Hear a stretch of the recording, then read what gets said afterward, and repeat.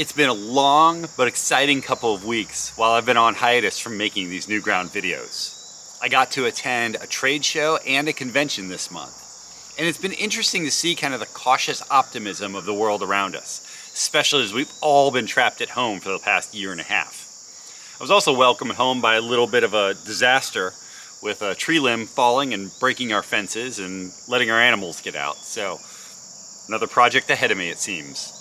So what did we miss in this time? An insecticide ban, a misguided Los Angeles Times editorial, infrastructure bill with some mixed reviews. Let's see what we can do to get caught up on all of that right now.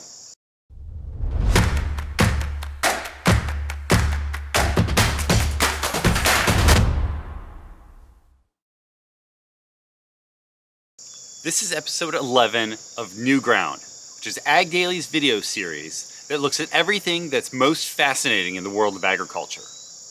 My name is Ryan Tips. I'm the managing editor for AGDAILY, and if you like and appreciate what you see, please hit that subscribe button or that like button on whatever platform you're on. We don't want you to miss a thing. Let's dive right into this week's news. The U.S. Environmental Protection Agency under Joe Biden has opted to reverse a decision that the Trump administration had made on the insecticide chlorpyrifos. The EPA finalized a rule this week that will halt the application of chlorpyrifos on all fruits and vegetables across the country. Chlorpyrifos has been used for decades to help farmers defend their crops against a wide array of pests, and its impact on people has been the source of much debate. Key to the discussion is a 2006 study that pointed to neurological delays in young children who are heavily exposed to the chemical. This product, made by Dow, has been the source of a tug of war between activists, farm bureaus, scientists, politicians. And the big thing is that the ban on chlorpyrifos is expected to impact the agricultural industry to the tune of tens of millions of dollars. The Los Angeles Times steered right into the hands of anti-animal agricultural groups last week when it published an editorial that celebrated California's Proposition 12 and used all the big inflammatory words like factory farms to hammer home its points. What else would you expect, I guess? One of the key aspects of the editorial centered on the price of pork.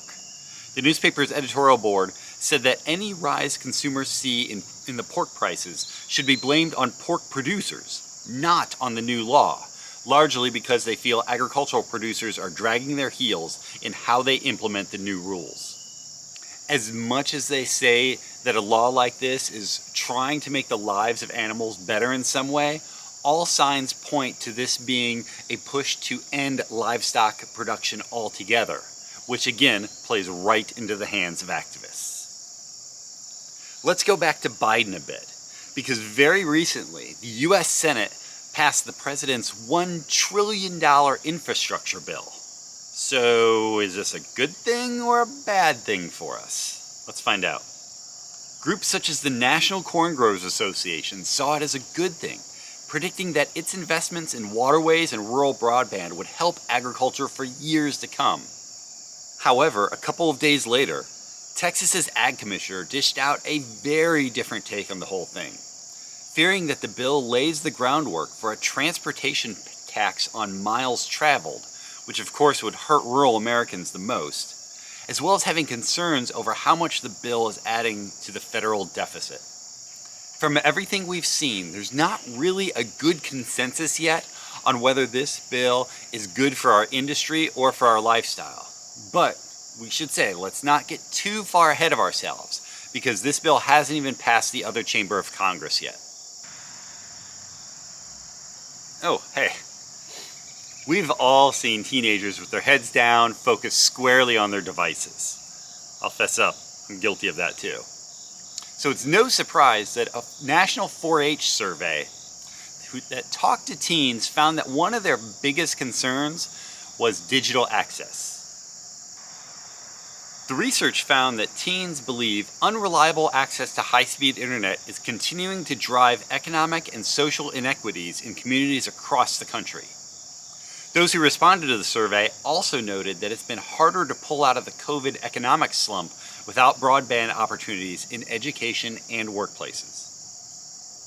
The survey's findings show the profound impact that reliable, high-speed internet access and digital skills can have on the lives and futures of American teens. It's good to be back and plugged into the world of agriculture on a regular basis again. I hope that you enjoyed today's Newground video. Of course, check us out on all of our social channels and keep an eye on agdaily.com to see what we're posting new every single day.